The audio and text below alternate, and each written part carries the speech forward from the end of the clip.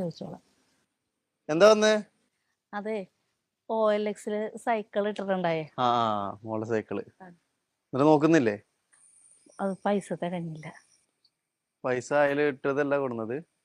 അല്ലാതെ കൊച്ച് എന്തെങ്കിലും കുറച്ച് തരാന്നാണ് എന്നോട് പറഞ്ഞത്. അപ്പൊ ആ പൈസ 2500 രൂപയാണ്. അതിന് ആരൊക്കെ വേറെ വന്നിട്ടുണ്ട്, അത്ര ഇല്ല കയ്യില്. ഇന്നലെ സ്കൂളിൽ പോവാനാ? സ്കൂളിൽ പോവാനല്ല. നിനക്ക് ആ സൈക്കിൾ ഇഷ്ടായോ? ഒന്ന് പോയി നോക്കി നോക്ക്. അവന് ക്ലാസ് പോവാനാ? അവന് പത്രം ഇടാൻ പോവാനാ നാളെ മുതൽ രാവിലെ. കുഞ്ഞല്ലേ ചേച്ചി? ഞാൻ പറഞ്ഞിട്ടല്ല. പത്രം ഇടാൻ പോവാനല്ലേ? അപ്പൊ അവന്റെ ഫാദർ? അവന്റെ 1.5 വയസ്സുള്ളപ്പോ ഒരു ആക്സിഡന്റ് ആയതാ. ഡ്രൈവറായിരുന്നേ. അവന് സൈക്കിൾ ഇഷ്ടായി തോന്നുന്നു. ഇഷ്ടായി. ചെറിയ പഞ്ചറൊക്കെ ഉണ്ടല്ലോടാ. 1500 തന്നാ മതിയാ? അടുത്ത മാസം തന്നാ മതി. 1000 ഉള്ളത് മതി ചേച്ചി. നിന്റെ അടുത്ത് റെയിൻകോട്ട് ഉണ്ടോ മഴയത്ത് കൊണ്ടുപോവാൻ? കൊട ഇങ്ങനെ പിടിച്ചിട്ട് കൊണ്ടോ? എനിക്കറിയാം. റെയിൻകോട്ടൊന്നും ഇല്ലല്ലേ?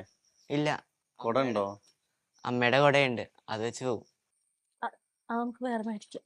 വേറെ മേടിച്ചു.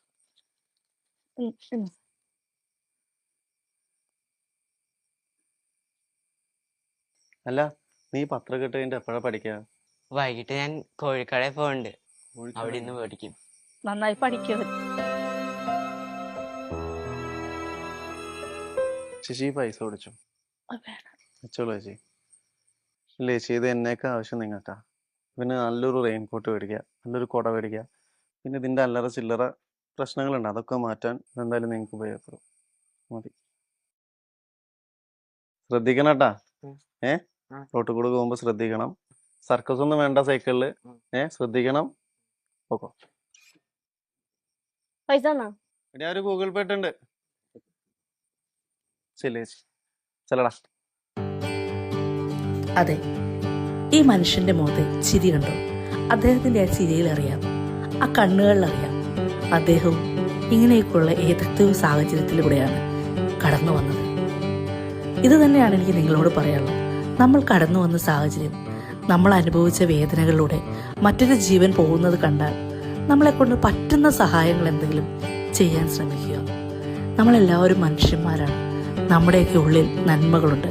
പക്ഷേ അത് പ്രവൃത്തിയിൽ ആരും വരുത്താറില്ല. പ്രവൃത്തിയിലും നന്മകൾ വിതറട്ടെ.